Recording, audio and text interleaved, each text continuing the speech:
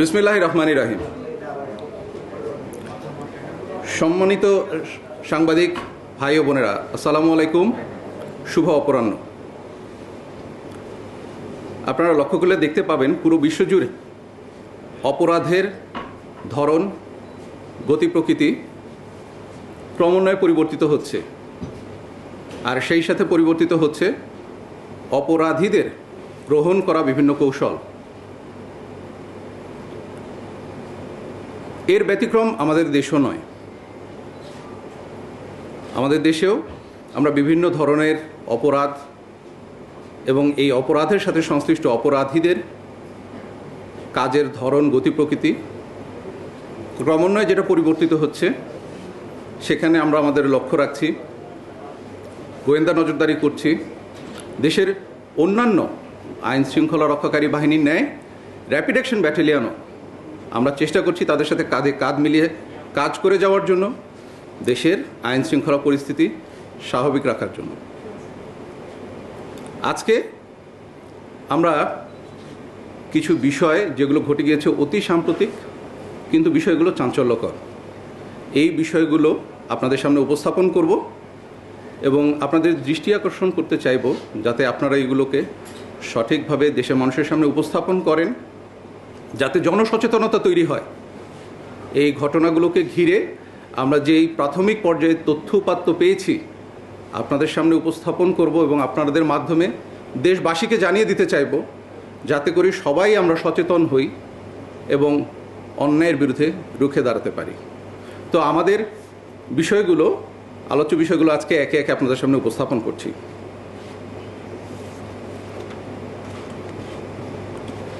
খুব সম্প্রতি আপনারা খেয়াল করেছেন যে গত 24 এপ্রিল 2026 তারিখে আনুমানিক রাত 11টার দিকে চট্টগ্রাম থেকে বুনিয়াদী প্রশিক্ষণ শেষে কুমিল্লায় ফেরার পথে কাস্টমস কর্মকর্তা বুলেট বৈরাগী নিখোঁজ হন। নিখোঁজের 12 ঘন্টা পর 25 এপ্রিল সকাল 7:45টার দিকে ঢাকা চট্টগ্রাম মহাসড়কের কোটবাড়ি এলাকার একটি হোটেলের পাশের ফুটপাত থেকে ময়নামতি হাইওয়ে থানা পুলিশ তার মরদেহ উদ্ধার করেন। তার মুখমণ্ডল সহ শরীরের বিভিন্ন স্থানে আঘাতের চিহ্ন পরিলক্ষিত হয়। উক্ত ঘটনায় ভিকটিমের মা বাদী হয়ে অজ্ঞাতনামা আসামিদের বিরুদ্ধে কুমিল্লা জেলার সদর দক্ষিণ মডেল থানায় একটি হত্যা মামলা দায়ের করেন। ভিকটিম বুলেট বৈরাগী 41তম BCS-এর নন ক্যাডার হিসেবে কাস্টমস, এক্সারসাইজ ও ভ্যাট বিভাগে যোগদান করেন এবং কুমিল্লার বিবির বাজার স্থলবন্দর সহকারী রাজস্ব কর্মকর্তা হিসেবে কর্মরত ছিলেন। এই ঘটনাটি সারা দেশে ব্যাপক চাঞ্চল্যের সৃষ্টি করে এবং বিভিন্ন সামাজিক গণমাধ্যম, ইলেকট্রনিক ও প্রিন্ট মিডিয়ায় গুরুত্বের সাথে প্রচারিত হয়। উক্ত ঘটনার সাথে জড়িতদের আইনের আওতায় নিয়ে আসার জন্য র্যাব এর বিভিন্ন টিম নিয়ে সাথে সাথেই মাঠে নেমে যাই আমরা আমাদের কাজ করতে। এরই ধারাবাহিকতায় আমাদের গোয়েন্দা নজরদারি বৃদ্ধি করা হয়।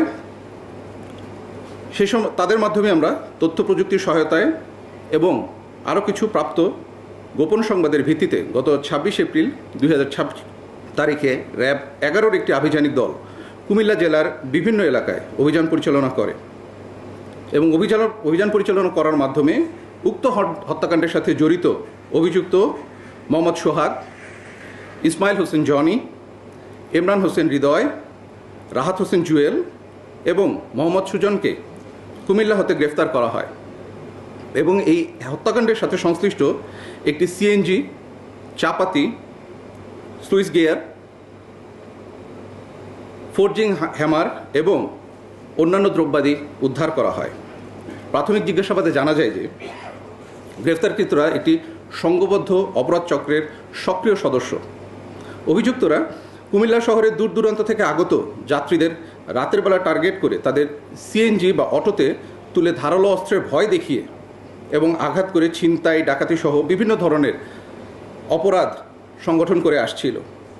ঘটনার দিন অর্থাৎ 25 এপ্রিল 2026 তারিখে রাতে গ্রেফতারকৃতরা সিএনজি নিয়ে কুমিল্লা জেলার জাগরঝুলি বিশ্ব রোড এলাকায় ছিনতাইয়ের উদ্দেশ্যে অবস্থান করছিল। রাত আনুমানিক ৩টার সময় ভিকটিম বুলেট বৈরাগী চট্টগ্রাম থেকে বুনিয়াদী প্রশিক্ষণ শেষ করে বাসযোগে কুমিল্লার জাগরঝুলি বিশ্ব রোডে পৌঁছায় এবং বাস থেকে নামলে গ্রেফতারকৃত জুয়েল ভিকটিমের গন্তব্যস্থল সম্পর্কে জানতে চায়। তখন ভিকটিম জাঙ্গালিয়া যাওয়ার কথা বললে সিএনজির পেছনে যাত্রী ছদ্মবেশে থাকা গ্রেফতারকৃত সোহাগ ও হৃদয় ভিকটিমকে তাদের পাশে বসতে বলে। সিএনজিটি জাগরঝুলি হতে জাঙ্গালিয়ার উদ্দেশ্যে রওনা দেওয়ার পর গ্রেফতারকৃত সোহাগ ও হৃদয় মিলে ধারালো অস্ত্র দিয়ে ভিকটিমকে আঘাত করে ও ভয়ভীতি প্রদর্শন করতে থাকে। এ সময় গ্রেফতারকৃতদের সহিত ভিকটিমের ধস্তাধস্তিও হয়। ধস্তাধস্তির এক পর্যায়ে অপর অভিযুক্ত জনি চাকু বের করে ভিকটিমকে ভয় দেখায়, মারধর করে এবং ভিকটিমের সাথে থাকা নগদ টাকা, মোবাইল ও অন্যান্য মালামাল জোরপূর্বক ছিনিয়ে নেয়।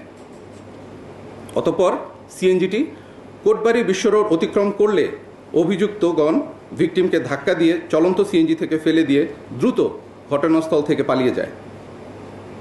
গ্রেফতারকৃতদের আঘাত ও ধাক্কা দিয়ে ফেলে দেওয়ার ফলে মাথার পেছনে প্রচণ্ড আঘাত পেয়ে ভিকটিম ঘটনাস্থলে মৃত্যুবরণ করেন।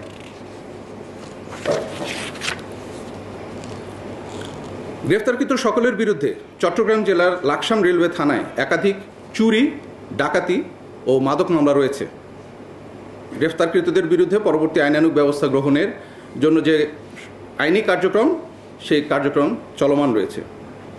প্রিয় সাংবাদিকবৃন্দ, এখন আমি পরের বিষয়টি সম্পর্কে আপনাদের দৃষ্টি আকর্ষণ করছি। বর্তমান যুগে সাইবার অপরাধ একটি ক্রমবর্ধমান চ্যালেঞ্জ হিসেবে আবির্ভূত হয়েছে। এই প্রেক্ষাপটে র্যাব সাইবার অপরাধ প্রতিরোধ, দমন এবং জনসচেতনতা বৃদ্ধিতে সর্বদা সক্রিয় ও সচেষ্ট রয়েছে। র্যাবের সাইবার ইউনিট আধুনিক প্রযুক্তি ও গোয়েন্দা সক্ষমতা ব্যবহার করে অনলাইন ভিত্তিক প্রতারণা, ব্ল্যাকমেইল, পর্নোগ্রাফি, হ্যাকিং সহ বিভিন্ন ধরনের অপরাধ শনাক্ত ও প্রতিরোধে নিরলসভাবে কাজ করে যাচ্ছে। গত বেশ কিছুদিন ধরে দেশের বিভিন্ন পত্রিকাগুলোতে যেমন প্রথম আলো, মানবজমিন, এই সময় এবং বিএসএস নিউজে টেলিগ্রাম অ্যাপের অন্ধকার ও সাইবার ব্ল্যাকমেইল সহ বিভিন্ন শিরোনামে ঘটনাগুলোকে প্রচারিত করে আসছিল। এরই ধারাবাহিকতায় সাম্প্রতিক অনুসন্ধানে একটি সুসংগঠিত সাইবার অপরাধ চক্রের সন্ধান পাওয়া যায়, যারা বাংলাদেশের স্কুল, কলেজ ও বিশ্ববিদ্যালয় পড়ুয়া মেয়েদের টার্গেট করে তাদের ব্যক্তিগত ছবি ও ভিডিও সংগ্রহ, সংরক্ষণ এবং বাণিজ্যিকভাবে বিক্রি করে আসছিল। এই চক্রটি মূলত টেলিগ্রাম প্ল্যাটফর্ম ব্যবহার করে তাদের কার্যক্রম পরিচালনা করে থাকে এবং বিভিন্ন প্রাইভেট চ্যানেলের মাধ্যমে অশ্লীল ছবি এবং ভিডিও অর্থের বিনিময়ে সরবরাহ করে। তথ্য পাওয়া যায় যে চক্রটি দেশের বিভিন্ন স্কুল, কলেজ এবং বিশ্ববিদ্যালয়ের মেয়েদেরকে তাদের ফেসবুক বা ব্যক্তিগত ডিভাইস হ্যাকিং এবং ব্রেকআপের পর প্রাক্তন প্রেমিকদের কাছ থেকে ছবি ভিডিও সংগ্রহ অথবা শত্রুতাবশত গোপন ছবি ভিডিও এক্সপোজ করে অর্থের বিনিময়ে সরবরাহ করে থাকে। প্রথমে ডেমো টেলিগ্রাম চ্যানেলে সীমিত ছবি এবং বিভিন্ন ভিডিও আপলোড করা হয়। এরপর প্রিমিয়াম প্রাইভেট চ্যানেলে প্রবেশের জন্য অর্থ প্রদানের আহ্বান জানানো হয় এবং অর্থ প্রদানকারীকে নির্দিষ্ট প্রাইভেট গ্রুপে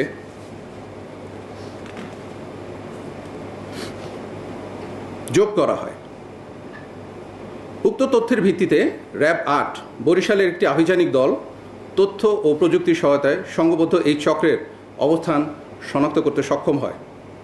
পরবর্তীতে গত ২৬ এপ্রিল ২০২৬ তারিখে দিবাগত রাতে ভোলা জেলার অভিযান পরিচালনা করে অবৈধ কার্যক্রমের সাথে জড়িত ও মূল হোতা ২ জন সহ মোট ৫ জনকে গ্রেফতার করতে সক্ষম হয়।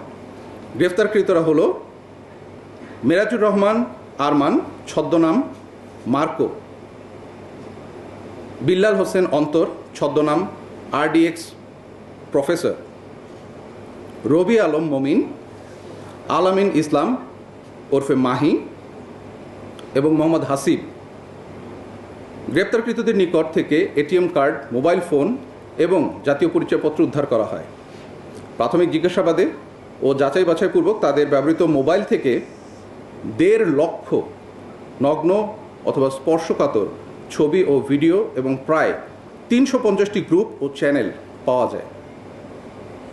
এছাড়াও তাদের অনলাইন মানি ট্রানজ্যাকশনে প্রতি মাসে প্রায় 5 লক্ষ টাকার ট্রানজ্যাকশন পাওয়া যায়। তারা বিভিন্ন মোবাইল অ্যাপস ব্যবহার করে ছবি ও ভিডিওর বিনিময়ে অর্থ আদান প্রদান করত। গ্রেফতারকৃত সকল ব্যক্তির বিরুদ্ধে পরবর্তী আইনানুগ ব্যবস্থা গ্রহণের কার্যক্রম প্রক্রিয়াধীন রয়েছে। গ্রেফতারকৃতদের মধ্যে মোহাম্মদ সোহাগ, মোহাম্মদ ইসমাইল হোসেন, ইমরান হোসেন হৃদয়, রাহাত হোসেন জুয়েল, মোহাম্মদ সুজনের নামে বিভিন্ন থানায় মামলা রয়েছে।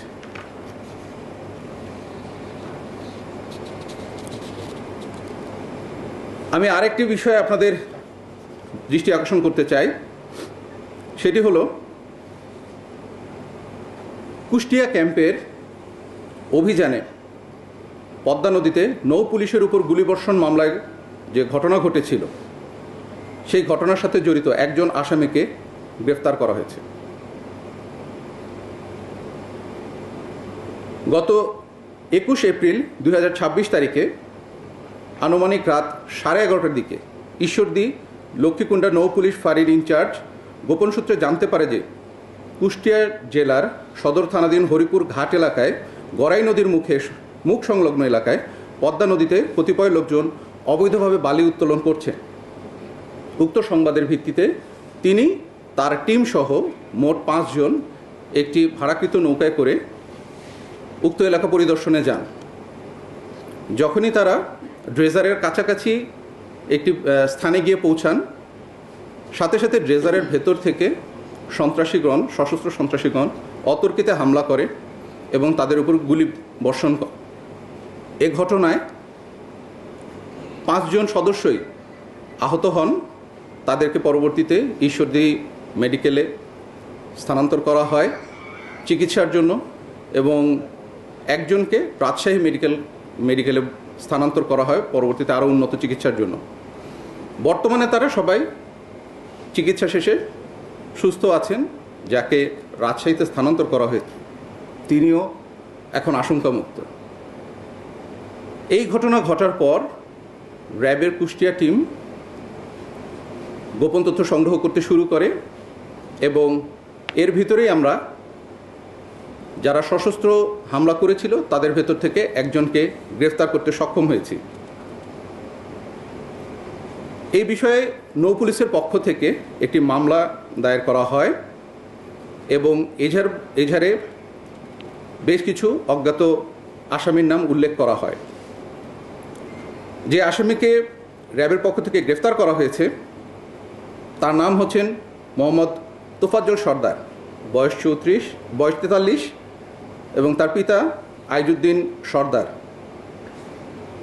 জানা যায় যে তারা বালুমহল সম্পর্কিত যেই সশস্ত্র গোষ্ঠী আছে উনি তারই একটি সক্রিয় সদস্য। এই ঘটনার সাথে সম্পর্কিত আর যারা আসামি রয়েছেন তাদেরকেও গ্রেফতারের যে পরবর্তী আইনি কার্যক্রম, সেই কার্যক্রমগুলো চলমান রয়েছে।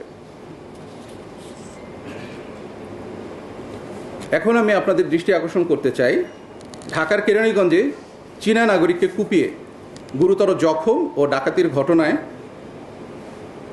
সম্পৃক্ত থাকার যে ডাকাত দল তাদের 7 জনকে গ্রেফতার করা হয়েছে এবং গ্রেফতারের সময় তাদের কাছ থেকে লুণ্ঠিত মালামালও উদ্ধার করা হয়েছে।